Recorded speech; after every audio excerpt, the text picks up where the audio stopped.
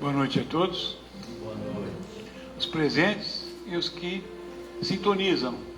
Essa aqui é a apresentação de número 184. Hoje, 31 de janeiro de 2024. Sábado próximo, haverá sessão de psicografia no Espaço Callister, que nos ofereceu gratuitamente e aqui agradecemos aos proprietários. Às 13 horas, Newton Stuck e Diego Garla estarão fazendo a psicografia que poderá beneficiar muita gente. As pessoas que quiserem ir poderão levar 1 quilo de alimento não perecível de forma espontânea. Não haverá cobrança de ingresso. Serão atendidos por ordem de chegada, pois receberão fichas. Dona Zélia estará fazendo a pintura mediúnica lá no local. Tá? Bom, o livro e o quadro sorteados foram sorteados aqui para quem está presente a essa live de hoje, tá? Bom, o livro de hoje é o Minutos com Chico Xavier. É um dos livros do José Carlos de Luca, né? 256 páginas e 93 capítulos. A lição da formiga. Pois bem, imaginem quem foi que falou sobre dizendo ser formiga. Nada mais, nada menos que Chico Xavier. Mas quem sou eu, senão uma formiga das menores que anda pela terra, cumprindo a sua obrigação? Chico Xavier. Brincadeira, né? Muitos de nossos problemas resultam da excessiva importância que damos a nós mesmos. Em regra, pretendemos ser mais do que somos. Exigimos que os outros nos reverenciem tal como reis ou rainhas. E como isso raramente acontece, nos vemos geralmente irritados, magoados, melindrados, zangados, devido aos outros não corresponderem às nossas elevadas expectativas de sermos tratados e vistos como estrela de primeira grandeza. E Chico, dentro de toda a sua grandeza espiritual e imensa sabedoria, comparava-se às formigas, das menores que andam pela terra. Incrível como os seres realmente espiritualizados estão longe dos pedestais. São verdadeiros astros, porém, não deixam que a luz ofusque a visão daqueles que lhes seguem os passos. Quem se reduz à condição de formiga não se melindra quando é contrariado, não se magoa quando é injuriado, não se sente diminuído quando o outro é exaltado. Valendo-me da comparação de Chico, é possível pensar que Jesus, o espírito de maior elevação que o planeta Terra conhece, também se reduziu à condição de formiga de Deus, quando esteve entre nós. O governador planetário, tal como o chamam os espíritos de luz, nasceu em uma estrebaria cercada do calor dos animais. Trabalhou na humilde carpintaria de seu pai, não era rico, viveu boa parte de sua vida em uma cidade de pouca expressão política e econômica. Não escreveu nenhum livro, não vivia em palácios, nem nas sinagogas, preferindo o contato com o povo junto aos montes e lagos. Ensinou os seus discípulos, lavando-lhes os pés, que o maior de todos seria aquele que mais servisse. Foi perseguido, traído e abandonado pela maioria de seus discípulos, no momento da crucificação. Mas foi esta formiga, chamada Jesus de Nazaré, que dividiu a história da humanidade, em antes e depois dele. Aprendamos com Chico Xavier a nos tornarmos também formiguinhas de Deus. Sofre muito mais quem deseja ser pobre ou largado. Gente, não existe outro lugar que a gente possa ter colocações como essa, né? Falar do Chico Xavier é brincadeira, porque ele passou a vida toda servindo aos outros, escreveu mais de 400 livros, não recebeu um tostão dos livros que ele foram vendidos. E assim como ele, De Luca também está fazendo o mesmo. De Luca já vendeu mais de 1 milhão de livros, dos 20 e poucos livros que ele já escreveu, e todo o dinheiro é revertido para que pessoas deixem de passar fome. Então, assim como, né, a gente pode entender um pouquinho das coisas, né, a gente vê que a doutrina espírita é a única em que as pessoas que trabalham na sua divulgação não recebem nada. fazem isso porque são voluntários mesmo. Isso faz uma diferença muito grande. Cada um deve pensar e analisar. Fique com Deus. Obrigado.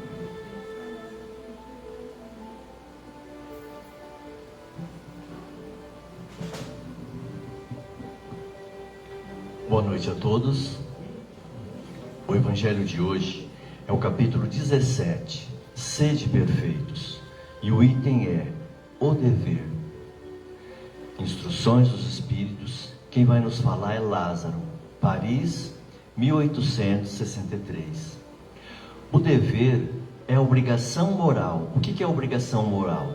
É a virtude, é o respeito, é o caráter, são bons princípios, a retidão, a vontade. Essa é a obrigação moral. Primeiro para consigo mesmo e depois para com os outros. O dever é a lei da vida. Encontramo-lo nos mínimos detalhes, como nos atos mais elevados também. Eu quero falar aqui somente do dever moral e não do dever que se refere às profissões. Na ordem dos sentimentos, o dever é muito difícil de ser cumprido, porque ele se encontra em antagonismo, contrário com as seduções do interesse nosso e do coração, das nossas vontades, de fazer as coisas do mundo. Suas vitórias não têm testemunhas e suas derrotas não sofrem repressão. O dever íntimo do homem está entregue ao seu livre arbítrio. Nós é que escolhemos, nós é que fazemos. O aguilhão da consciência, esse guardião da probidade interior, da justiça interior, o adverte e sustenta, mas ele se mostra frequentemente impotente diante dos sofismas da paixão, dos enganos da paixão. O dever do coração, fielmente observado, ele eleva o homem. Mas como precisar esse dever? Onde ele começa? Onde que ele acaba? O dever começa precisamente no ponto em que ameaçais a felicidade ou a tranquilidade do vosso próximo, e termina no limite que não desejaríeis ver transposto em relação a vós mesmos. Deus criou todos os homens iguais para a dor, pequenos ou grandes, ignorantes ou instruídos. Sofrem todos pelos mesmos motivos, a fim de que cada um pese judiciosamente o mal que pôde fazer.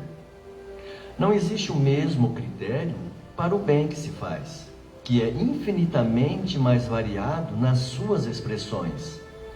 A igualdade em relação à dor é uma sublime previsão de Deus, que quer que os seus filhos, todos nós, instruídos pela experiência comum do nosso dia a dia, não cometam o mal, desculpando-se com a ignorância dos seus efeitos, da consciência nossa nos cobra isso, Deus nos mostra a verdade.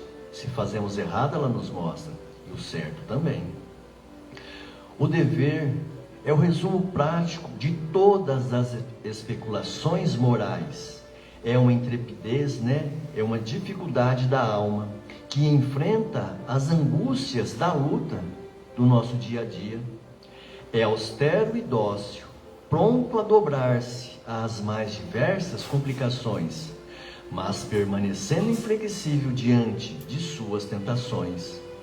O homem que cumpre o seu dever ama a Deus mais que as criaturas, e as criaturas mais que a si mesmo. É a um só tempo o juiz e escravo na sua própria causa. O dever é o mais belo galardão, o mais belo prêmio da razão. Ele nasce dela, como o filho nasce da mãe. O homem deve amar o dever, não porque ele o preserve dos males da vida, aos quais a humanidade não pôde subtrair-se, mas porque ele transmite à alma o vigor necessário ao seu desenvolvimento. O dever se engrandece e esplende, ele cresce, ele amplia os horizontes. sob uma forma sempre mais elevada, em cada uma das etapas superiores da humanidade. A obrigação moral da criatura para com Deus jamais cessa, porque ela deve refletir as virtudes do Eterno, que não aceita um esboço imperfeito, mas deseja que a grandeza da sua obra resplandeça aos seus olhos. Então o dever é amar o outro até doer. Isso quem nos disse foi Teresa de Calcutá. Ela procurou sempre fazer o amor, a ajuda. Ela não trocou nada por dinheiro, mas pelo amor, né? Pela caridade. E é cumprir as leis morais do Cristo o dever. Quando cumprido, ela transmite à alma o vigor, aquela alegria, a razão necessária para que cada um faça o seu desenvolvimento para a elevação, refletindo a virtude do amor e da caridade dada por Deus a cada um de nós. Devemos ter a sabedoria de onde que começa o nosso dever e onde ele termina, para não ameaçar a tranquilidade do nosso próximo e também a nossa. Cada degrau nosso, da escada que a gente tem que evoluir e subir para chegarmos a Deus, consiste na prática do bem, do amor e da caridade. Boa noite a todos, fiquem com Deus.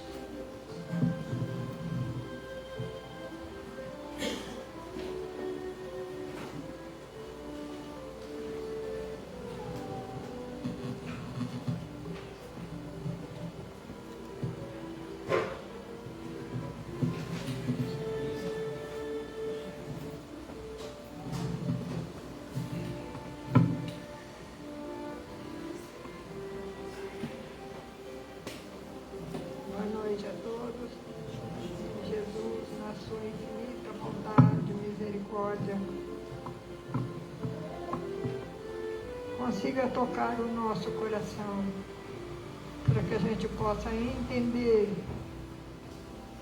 como esse dever nós temos que trabalhar, né? Em favor do nosso adiantamento moral, da nossa continuidade na busca dessa verdade. Através da doutrina dos Espíritos, a gente tem visto quanto eles têm nos assistido, nos ajudado a entender esse dever. Qual é o dever que nós devemos? O dever é uma escola, a Terra é uma escola, onde existem as dores, né, para o nosso adiantamento moral. Então é necessário que a gente entenda que esses deveres são ensinamentos de Deus para o nosso aprimoramento espiritual. Então, essa é a grande realidade. Esse dever, quando ele fala, não é, que o dever é a obrigação moral.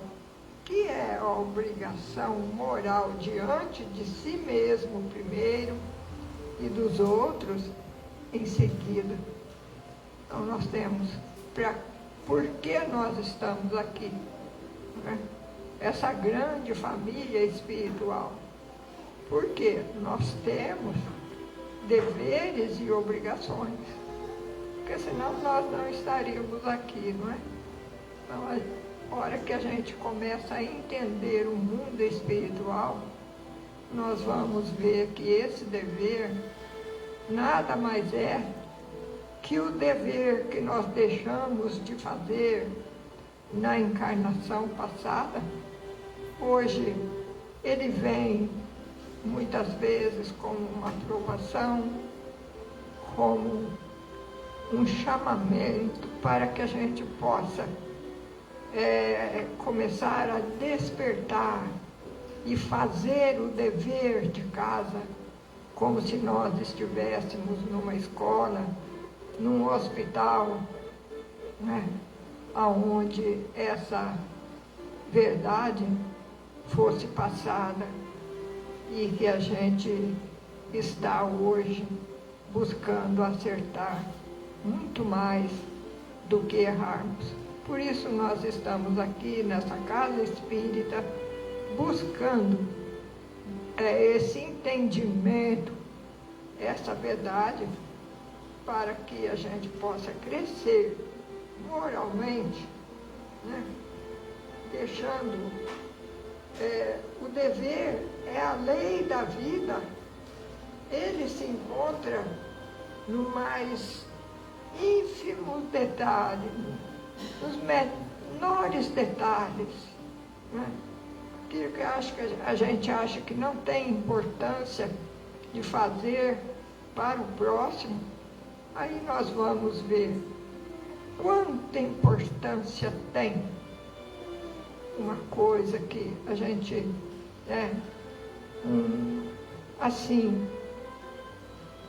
uma desatenção, uma briga, um matar o outro, são situações graves que a gente, se nós estamos em família, é porque o nosso próximo, como o maior mandamento, amar a Deus sobre todas as coisas e ao próximo como a si mesmo, é que vai nos elevar e fazer que a gente comece a fazer os degraus, não é? De amor, de sabedoria,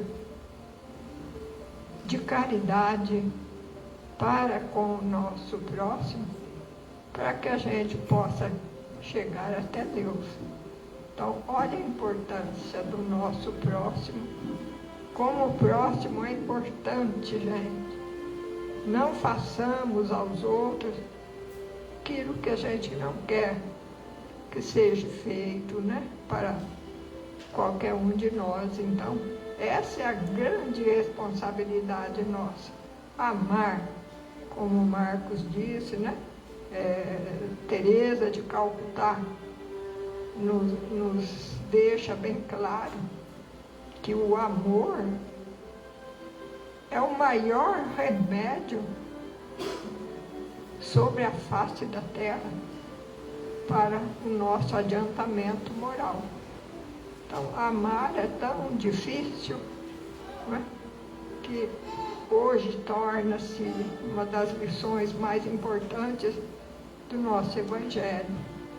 É esse amor para que a gente cumpra os nossos deveres e que a gente saia melhor do que quando aqui chegamos. Né? O dever, Deus criou todos os homens iguais, né? Para a dor, pequenos ou grandes, todos eles sofrem. Então a gente sabe que o sofrimento é uma bênção para o nosso adiantamento moral. É o que nós devemos fazer. Se a dor é um remédio, então que saibamos sofrer com dignidade, com respeito, com muito amor, para que a gente possa crescer moralmente. Que quando a gente fala muito em moral, né? É esse adiantamento que nós temos que ter para com o nosso próximo, para com os nossos irmãos.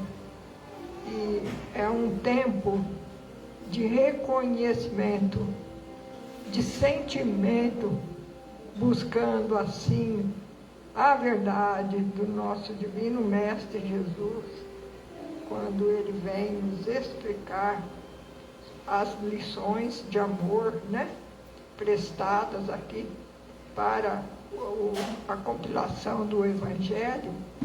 São anotações de pessoas que estiveram aqui na Terra, que fizeram a sua família, que tiveram todas essas dificuldades como nós estamos tendo, e que cresceram moralmente, entenderam o que deveria ser feito.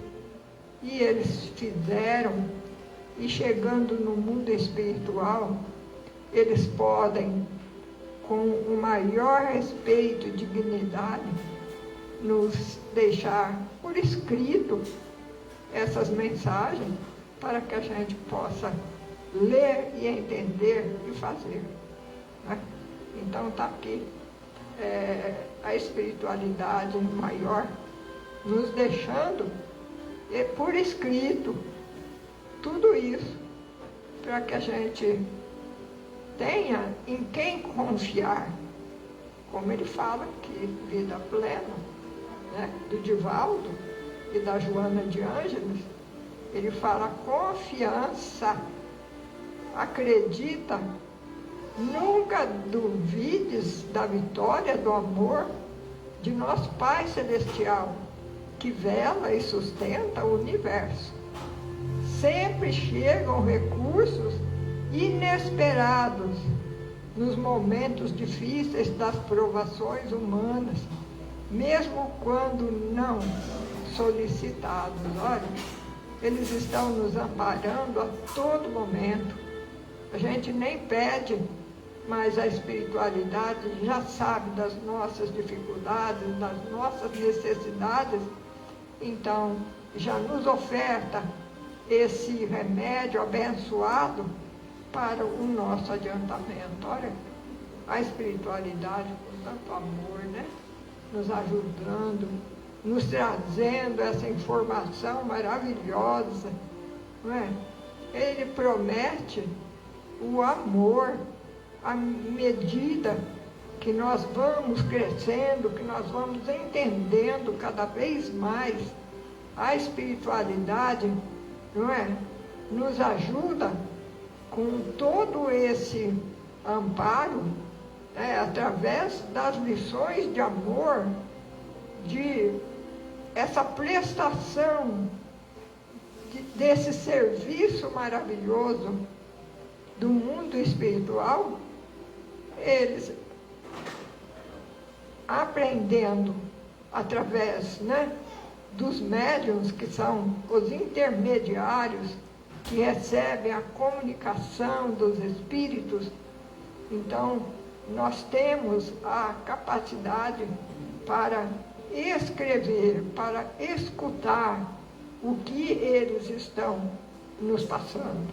Essa é a mediunidade, esse intermediário entre o céu, o mundo espiritual e a terra.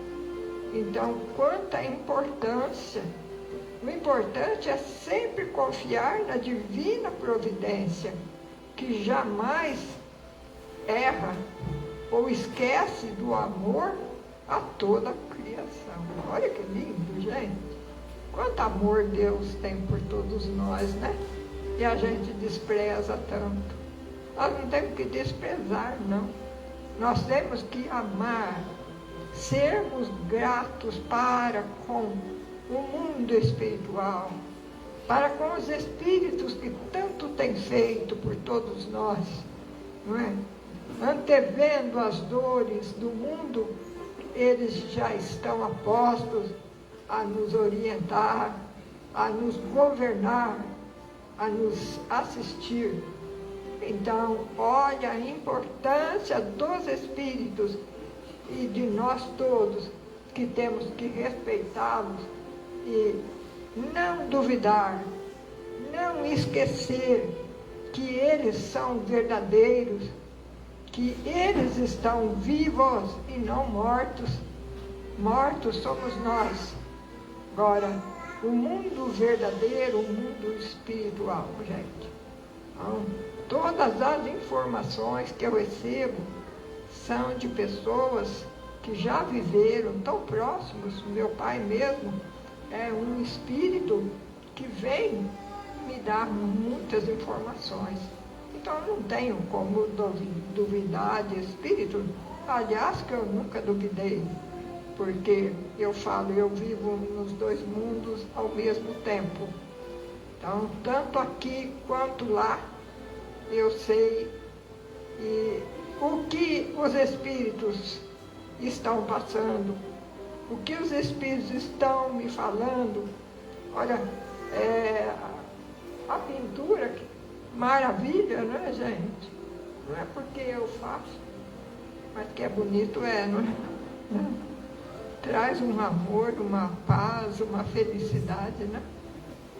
Esse é o amor de Deus. O amor que eles nos querem tão bem, não é? O Newton, amigo do coração. Às vezes eu fico preocupada, aqui, sem falar nada, ele liga. Por que a senhora está preocupada, dona Zélia? É o meu telefone. Não é? Ele sabe, gente do céu, que conexão que é essa? Não é? Mediunidade que é essa? Não é? Eu não tenho nem palavra para de tão beneficiado que a gente é, gente do céu. Que coisa maravilhosa. Eles estão aí. Né? Vir. Olha, eu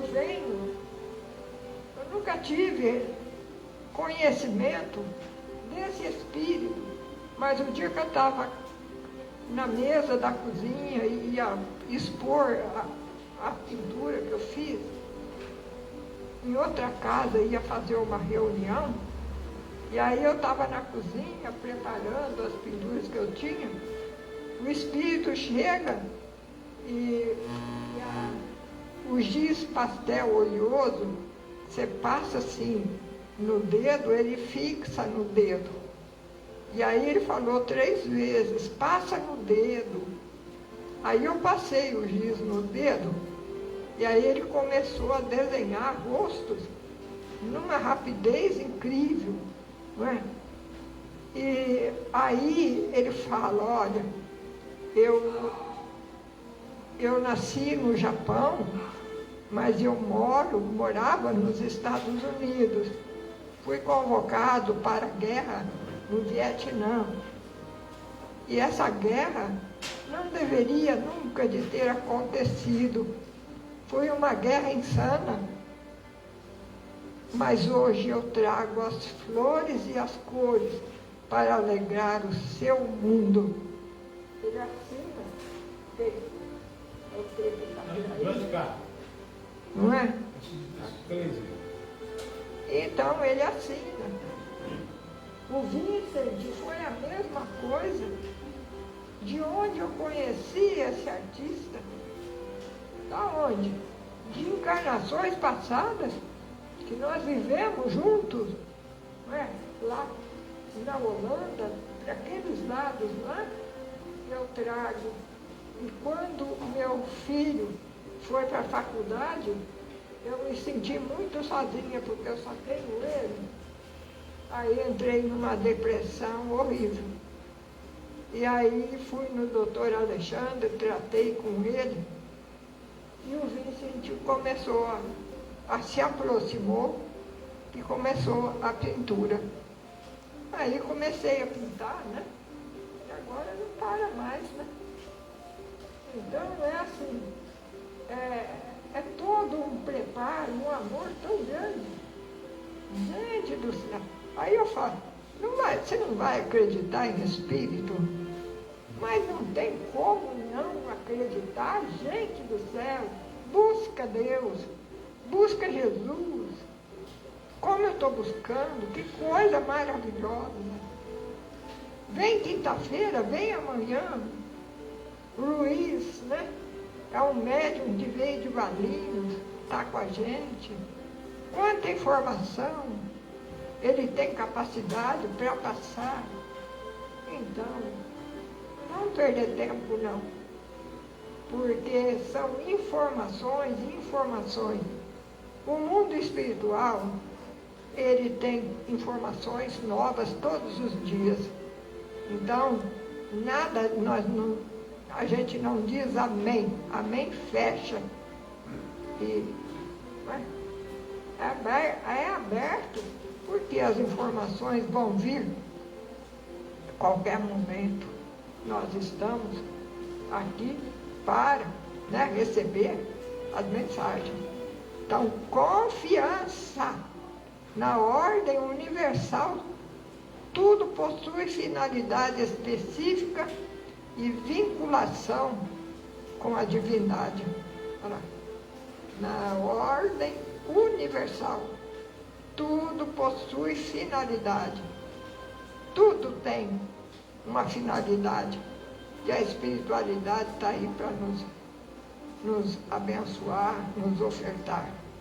A Terra é a bendita escola de aprimoramento espiritual dos espíritos que nela habitam, utilizando-se dos seus recursos para alcançar o reino dos céus. Olha aí. Eles estão aqui conosco e Deus nos oferta essas bênçãos todos os dias. Já pensou? Você está próximo dos espíritos toda hora e as pessoas não conseguem perceber, não é? Que seus entes queridos estão próximos. Muitas vezes estão falando: mãe, eu estou aqui.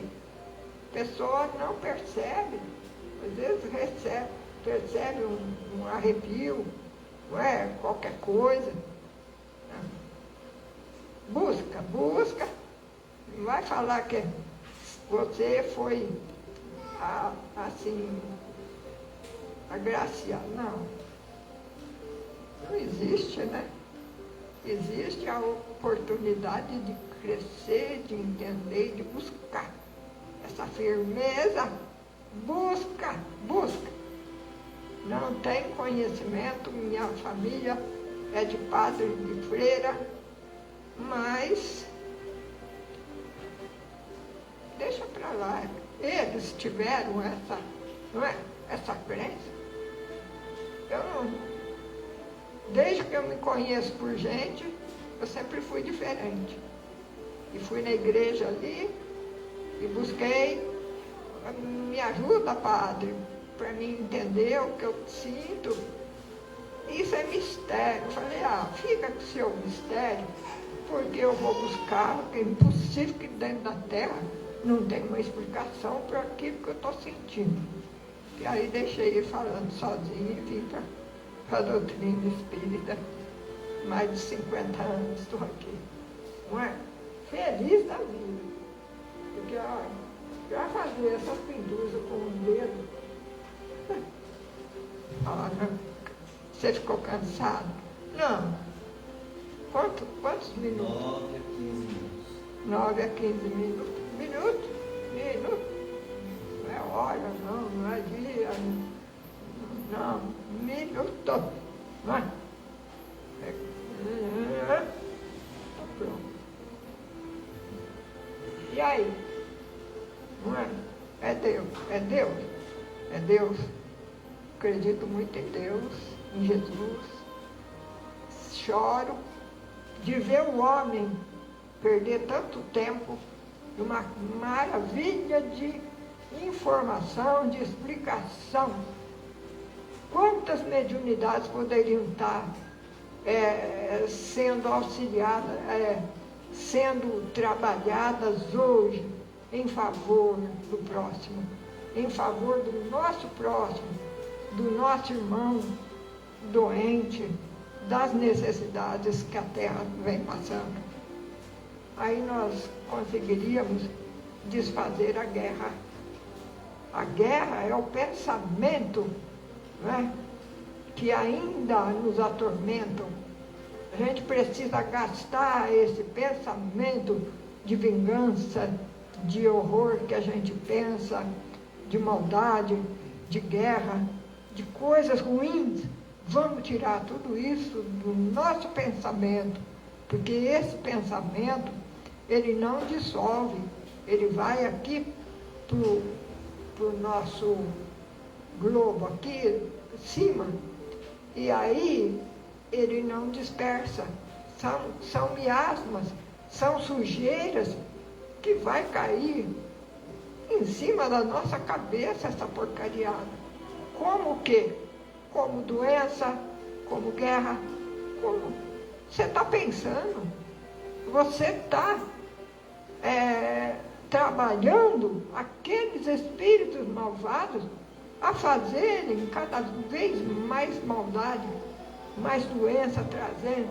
Então, somos nós, gente, vamos tirar esse pensamento, vamos viver em paz com Deus e com Jesus, pensando, né, que eu posso fazer para o meu próximo, auxiliar o meu próximo. Nós podemos fazer muita coisa para obtermos, né, e retermos nas nossas mãos essa luz e esse amparo e esse amor tão grande que Jesus tem por todos nós. Quando Ele fala, né, que Ele vem até nós, o importante é sempre confiar na divina providência, que jamais se equivoca ou vida, esquece, né, de tudo aquilo que Ele nos prometeu, do amor e toda a criação. Então, sempre chegam recursos inesperados nos momentos difíceis das provações humanas, mesmo quando não solicitadas. Eu não solicitei, eu não pedi, e Deus me enviou. Que amor maior que esse para com todos nós?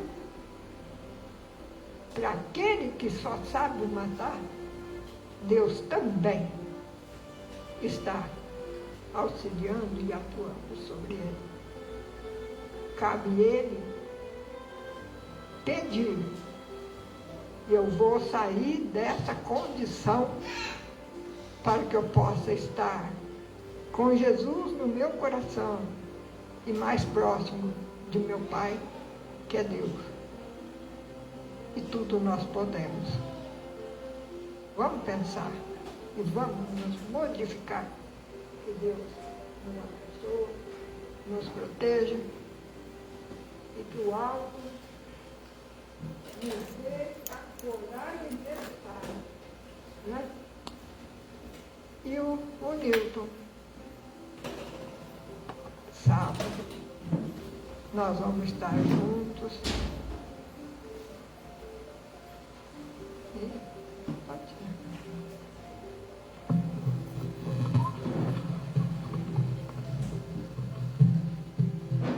E aí no domingo eu vou com ele, como chama? Bento Quirino. Nós vamos trabalhar lá. Obrigada, Senhor, pela vossa infinita bondade e misericórdia. Aqui estamos. Fazei de nós um instrumento para teu trabalho de amor. Onde houver ódio, consenti que semeemos o amor. Perdão onde haja injúria, fé onde haja dúvida. Esperança onde haja o desespero. Luz onde haja as trevas e verdades onde haja mentiras. Ó Divino Mestre, permiti que eu não procure tanto ser consolado quanto consolar, abençoar e ser abençoado, trabalhar, ser trabalhado, porque é dando que recebemos e é retornando à pátria espiritual é que vivemos a verdadeira vida no mundo espiritual. Essa é a nossa verdadeira vida. A terra é apenas um hospital, uma escola, onde nós viemos aprender como nos melhorarmos. E através dos professores, não é? Quantos espíritos que deixam o seu nome no Evangelho, afirmando, olha, eu fiz isso, isso, isso. Hoje, no mundo espiritual, eu passo essa verdade para que vocês confiem e façam como eu estou mandando, porque assim eu encontrei aqui a doce paz. Obrigada, Senhor, pela vossa infinita bondade e misericórdia. Deus, nosso Pai, que sois todo poder e bondade, abençoa, proteja e assista a todos nós. Com Moisés sobre a montanha, nós vos esperamos com os braços abertos. Ó poder, ó bondade, ó beleza, ó perfeição. Queremos de alguma sorte alcançar a vossa misericórdia. Deus, dai-nos a caridade pura, dai-nos a fé e a razão, dai-nos a simplicidade, Pai, que fará de nós um espelho onde deverá refletir o vosso divino, iluminado Espírito. A todos aqueles que nos seus lares fazem o Evangelho, esperam com a jarra de água, a garrafa, que esta água possa ser fluidificada para que seja o bálsamo a levar o conforto, a levar a doce paz. Obrigada, Senhor, graças a Deus. Que Deus nos abençoe e nos proteja, que assim seja. Obrigada, Senhor. A chuva que cai, nos acalmando. Obrigada.